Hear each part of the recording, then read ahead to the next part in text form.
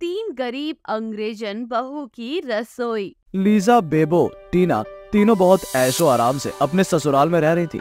शादी को 1 महीना हो गया था और उनके ससुराल में किसी भी चीज की कोई कमी नहीं थी। लेकिन कहते हैं ना, समय एक जैसा नहीं होता और एक समय ऐसा होता है कि इंसान के पास सब कुछ होता है और एक समय ऐसा भी आता है जब इंसान के पास कुछ भी नहीं होता। ठीक उसी तरह से लीजा, बेबो और टीना तीनों के ससुराल में बहुत भारी मुसीबत आ जाती है। तीनों के पति बिजनेसमैन थे और उन तीनों को बहुत बड़ा नुकसान हो जाता है, जिससे उनका बिजनेस एकदम ठप हो जाता है। वो तीनों नीरज, सूरज, तरुण उदास होकर अपनी माँ से कहते हैं, माँ, बिजनेस में बहुत बड़ा नुकसान हुआ है और इस नुकसान की भरपाई करने के लिए मुझे तो ऐसा लगता है कि हमें हमारा घर भी बेचना पड़ेगा, क्योंकि अब तो हमारे पास पैसे हैं ही नहीं कि हम अपने बिजनेस में पैसा लगा पाए। इसलिए न चाहते हुए भी हमें यह घर बेचना पड़ेगा। बेटा, उसके बाद तो हमारे घर की आर्थिक हालत बहुत ज्यादा खराब हो जाएगी। अगर हमें घर बेच देंगे तो हम कहाँ जाएंगे?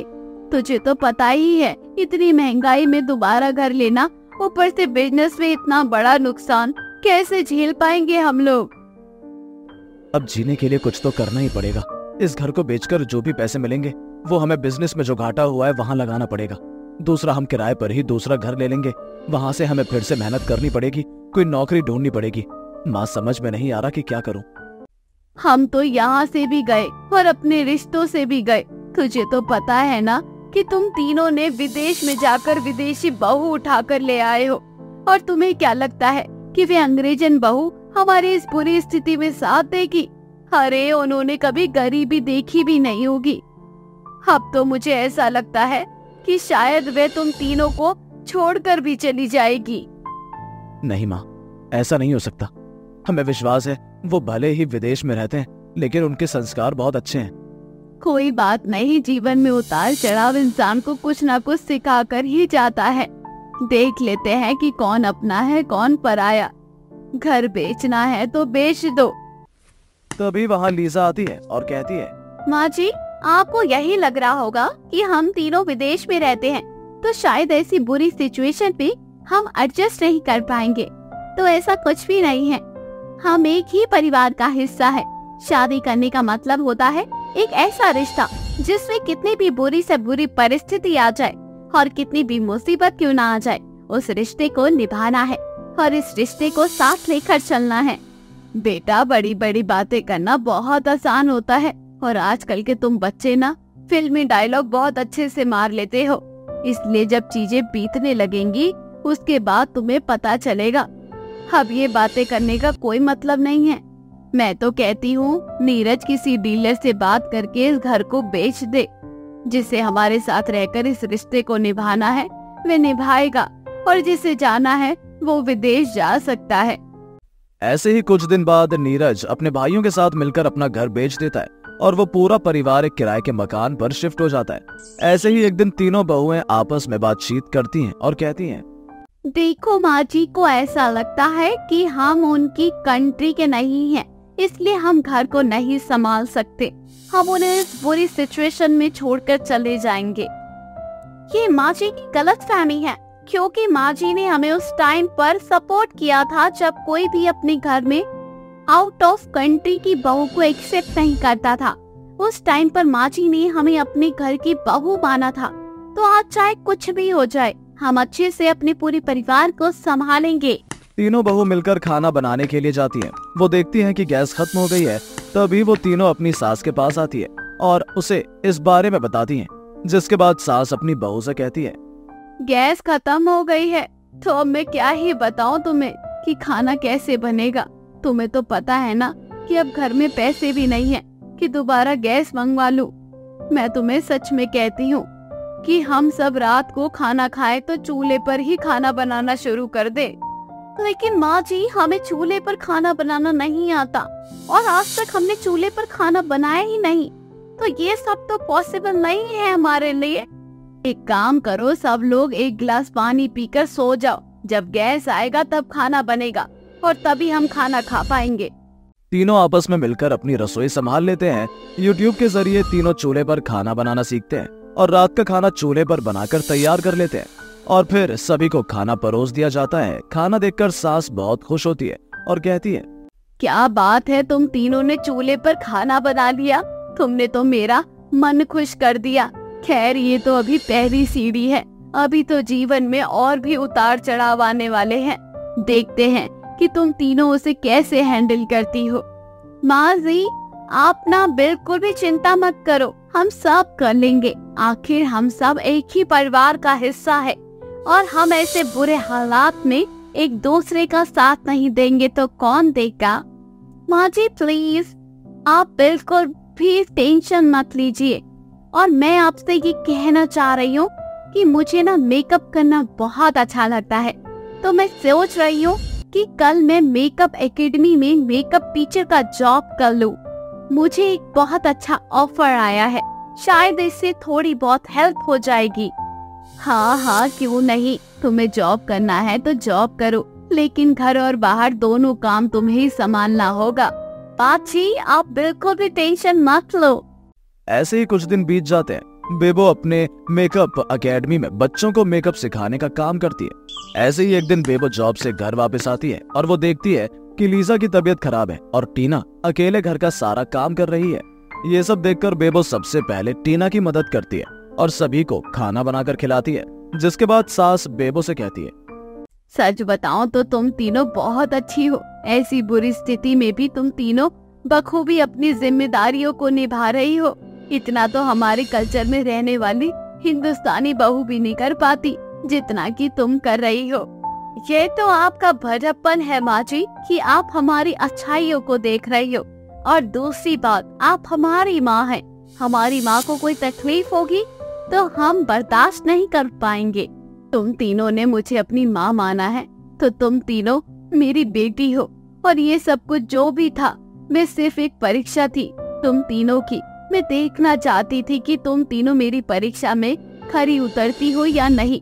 दरअसल हमारा बिजनेस में कोई घाटा नहीं हुआ है, वे सिर्फ तुम्हें परखने का एक जरिया था और तुम उसमें सफल हुई हो। इसलिए कल हम फिर से अपने घर में शिफ्ट हो जाएंगे। मैं अपनी तीनों बहुओं से बहुत खुश हूँ क्योंकि तुम तीनों ने बहुत अच्छे से परफेक्ट अपनी जिम्मेदारियां संभाली हैं। दरअसल सास अपनी तीनों बहनों का टेस्ट ले रही थी। वो देखना चाह रही थी किसकी बहू ऐसी बुरी सिचुएशन में उनका साथ देती है या नहीं। आखिरकार तीनों बहुएं अपनी सास का दिल जीत लेती हैं। अब वो पूरा परिवार अपने घर में शिफ्ट हो जाता है। उसके बाद वो सभी हंसी खुशी अपने जीवन में आगे बढ़ते हैं। सचिन सीमा, हैदर और उसके 4 बच्चों को पुलिस वालों से बचाते हुए अपने घर ले आता है, जहां उसके माता पिता उससे सवाल जवाब करते हुए पूछते हैं, अरे ये क्या इतने सारे बच्चे और ये औरत कौन है सचिन? माँ, ये देखो, ये तुम्हारी बहू है। इसका नाम है सीमा हैदर और ये 4 बच्चे इसके हैं। वो क्या है ना कि हम दोनों ने शादी कर ली है, लेकिन माँ एक ही दिक्कत है कि ये पाकिस्तानी है और यहाँ के पुलिस वालों को पता चल गया है कि भारत में एक पाकिस्तानी महिला आ गई है, जिस वजह से वो लोग हमारे पीछे पड़ गए हैं। इसीलिए मजबूरी में हमें यहाँ आना पड़ा। माँ, ये क्या बोल रहा है? मुझे तो कुछ भी समझ नहीं आ रहा। तू कहना क्या चाहता है? मुझे साफ साफ समझा। माँ, मैं आपको सारी बात बताता हूँ कि कैसे हम दोनों मिले, कैसे हम दोनों में प्यार हुआ और कैसे हमने शादी की और कैसे सीमा पाकिस्तान से भारत आई। मैं सब बताता हूँ, सुनो। सचिन अपने माता पिता को सारी बातें बताता है। पबजी खेलने के दौरान पहली बार जुलाई के महीने में साल 2020 में सीमा हैदर और सचिन मीना की बात एक दूसरे के साथ हुई और देखते ही देखते ये बातचीत प्यार में बदल गई। इन्होंने एक दूसरे के व्हाट्सएप नंबर को एक्सचेंज किया और व्हाट्सएप पर वीडियो कॉल और व्हाट्सएप कॉल के माध्यम से बात करने लगे तथा इनके बीच अच्छी दोस्ती हो गई। इस प्रकार से इन्होंने साल 2021 के जनवरी के महीने में एक दूसरे के साथ ऑनलाइन अपने प्यार का इजहार कर दिया और एक दूसरे से मिलने के रास्ते तलाशने लगे। सीमा, मैं तुमसे बहुत प्यार करता हूँ, तुम्हारे लिए कुछ भी करने को तैयार हूँ। मेरे प्यार के सामने ना ये भारत पाकिस्तान कुछ भी नहीं है। तुम्हारे लिए तो मैं आसमान से चांद तारे तोड़कर ला सकता हूँ और तुमसे मिलने के लिए चाहे कुछ भी करना पड़े, मैं इस आसमान को चीर कर तुम्हारे पास आ सकता हूँ तुमसे मिलने के लिए। बस मुझे तुम्हारे साथ रहना है। सचिन, तुम समझने की कोशिश करो। मेरे 4 बच्चे हैं और उन बच्चों को लेकर आना थोड़ा सा मुश्किल हो रहा है। बाकी तुम चिंता मत करो, मैं अभी इस जबरदस्ती वाले रिश्ते से तंग आ चुकी हूँ। मुझे किसी भी तरह इस शहर से छुटकारा चाहिए। इसने मेरी जिंदगी नरक बना कर रख दी है। अब मैं चाह कर भी इसके साथ नहीं रह सकती, क्योंकि मैं तुमसे बेहद मोहब्बत करती हूँ। तुम्हारे साथ अपने 4 बच्चे और करना चाहती हूँ। ठीक है, तुम एक बार वीजा बनवा के देखो ना। सचिन इतना बता ही रहा था कि तभी सचिन की माँ उसको एक थप्पड़ मारते हुए कहती है, अरे चिलगो से लोग यहाँ भारत में लेकर लोग इतनी सुंदर लड़की नहीं पटा पा रहे, और तू जली हुई बीड़ी जैसी शक्ल लेकर पाकिस्तान की लड़की लेकर आ गया है। खुद तो बर्बाद ही हो रहा है, साथ में हम लोगों को भी बर्बाद करेगा। मुझे तो कुछ समझ नहीं आ रहा कि पाकिस्तान से ये भारत कैसे आ गई। इतना आसान है क्या पाकिस्तान की सीमा को पार करके भारत आना? माँ जी, मैं आपके बेटे से बहुत प्यार करती हूँ। इनके लिए पाकिस्तान की सीमा को पार करना, क्या मैं इनके लिए भगवान से भी लड़ सकती हूँ? मुझे नहीं पता कि आगे क्या होगा। मुझे बस इतना पता है कि मुझे अब सचिन के साथ ही रहना है। चाहे जो होगा वे देखा जाएगा। यह बताओ तुम यहाँ कैसे आए? सीमा ने भारतीय वीजा के लिए अप्लाई किया, परंतु वह रिजेक्ट हो गया। इसके बाद सीमा को पता चला कि भारतीय लोग बिना किसी वीजा के नेपाल में जा सकते हैं।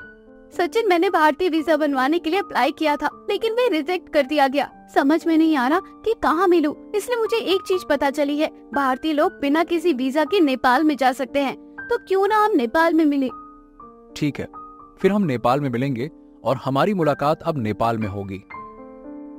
अब क्या था, कुछ दिनों बाद सीमा ने अपने बच्चों को पाकिस्तान में ही छोड़कर सचिन से अकेले नेपाल में मुलाकात की। इनकी मुलाकात नेपाल में हुई थी, जहां पर इन्होंने पशुपतिनाथ मंदिर में हिंदू रीति रिवाज से शादी कर ली। इन्होंने नेपाल में एक होटल में साथ में 8 से 9 दिन गुजारे। इसके बाद सचिन भारत चला गया और सीमा पाकिस्तान चली गई। सीमा, तुम्हारे बिना रहा नहीं जा रहा है। रात दिन बस तुम्हारा ही ख्याल आ रहा है। 8 से 9 दिन जो हमने साथ में गुजारे ना, आए हाय हाय, मुझे एक एक पल याद आ रहा है। कैसे तुम मेरे पास आई, कैसे हम मिले, कैसे मैंने तुम्हें छुआ। I love you so much Seema. मुझे अब बस तुम्हारे साथ रहना है। सचिन, मैं तुम्हें पल पल याद करती हूँ, लेकिन अभी समझ नहीं आ रहा कि मैं इंडिया कैसे आऊँ। इंडिया आने के लिए मुझे लाखों रुपए भी चाहिए। तुम चिंता मत करो, मैं पैसों का इंतजाम करता हूँ। सचिन, तुमको मेरी कसम, पैसे का इंतजाम तुम नहीं करोगे। मुझे रास्ता मिल गया कि कैसे पैसे का इंतजाम होगा। सीमा और सचिन दोनों हमेशा के लिए एक होना चाहते थे। सीमा अपने बच्चों को लेकर सचिन के पास जाना चाहती थी, इसलिए वो अपनी जमीन की बिक्री तकरीबन 12 लाख रुपए में करती है और फिर फ्लाइट से वे कराची से शारजाह पहुंचती है। जैसे तैसे सीमा पाकिस्तान की सीमा को पार करते हुए इंडिया आ गई और यहाँ पर सीमा हैदर की मुलाकात सचिन से हुई। सचिन उसे अपने भाड़े के रूम में लेकर चला गया। सचिन दिन के समय में अपने परिवार के साथ रहता था और रात को सीमा और उसके बच्चों के साथ। ऐसे ही देखते देखते सीमा और सचिन को 2 महीने बीत गए। अब सीमा को बच्चों की पढ़ाई की चिंता लगने लगी और वह सचिन से बोलती है, सचिन, आखिर ऐसे कब तक चलता रहेगा? बच्चों की पढ़ाई खराब हो रही है। पाकिस्तान से मैं अपना सब कुछ छोड़कर यहाँ आ गई हूँ। समझ में नहीं आ रहा कि बच्चों का एडमिशन कैसे करवाए। यहाँ पर अगर लोगों को पता चल गया कि मैं एक पाकिस्तानी हूँ तो ना जाने क्या होगा। अरे तुम बिल्कुल भी चिंता मत करो, मैंने एक वकील से बात कर ली है। बस वो हमारी भारतीय शादी करवाने के लिए तैयार हो जाए, उसके बाद तो हमें भारत की नागरिकता मिल जाएगी ना। और क्या, फिर बच्चों का एडमिशन भी स्कूल में हो ही जाएगा। फिर तुम सीमा मीणा कहकर जानी जाओगी, सीमा हैदर वैदर नहीं। चिंता मत करो, सब हो जाएगा। ठीक है, फिर मैंने आज तुम्हारे लिए बिरयानी बनाई है, तो चलो जल्दी से हाथ मुंह धोकर बिरयानी खा लो और उसके बाद जाकर वकील से बात कर लेना, क्योंकि धीरे धीरे समय बीत रहा है। जैसे जैसे समय बीत रहा है वैसे ही बच्चों की उम्र बढ़ती जा रही है। अगर एडमिशन लेट हो गया तो इनका फ्यूचर खराब हो जाएगा। ये तुम बिल्कुल चिंता मत करो, सब ठीक हो जाएगा। चलो अब जल्दी से बिरयानी तो खिलाओ, जरा देखें तुम्हारे हाथ का जादू। थोड़ी देर बाद सचिन वकील के पास जाता है। वहाँ जाकर अपनी और सीमा की भारतीय शादी की बात करता है। इसके बाद वकील दोनों की डॉक्यूमेंट चेक करते हैं। सीमा का डॉक्यूमेंट देखने के बाद वकील समझ जाता है कि ये एक पाकिस्तानी महिला है। वह तुरंत पुलिस को फोन करके इसके बारे में बताता है। पुलिस अब सचिन और सीमा की तलाश कर रही थी। बस माँ, इसीलिए हम दोनों यहाँ आ गए। अब समझ में नहीं आ रहा कि क्या करें, कहीं इन पुलिस वालों की वजह से हम अलग न हो जाएं। खुद तो मरेगा, साथ में हमें भी मरवाएगा। एक काम करते हैं, हम सबको यहाँ से जाना पड़ेगा। हम अपने गांव चले जाते हैं, शायद वहाँ किसी को पता नहीं लगेगा। सचिन अपने माता पिता और सीमा और बच्चों के साथ गांव जाने के लिए निकल जाता है। वे सभी इस बात से अनजान थे कि उनके साथ आगे क्या होने वाला है। रास्ते में उन्हें पुलिस पकड़ लेती है और 2 से 3 दिन तक उनसे लगातार पूछताछ करती है।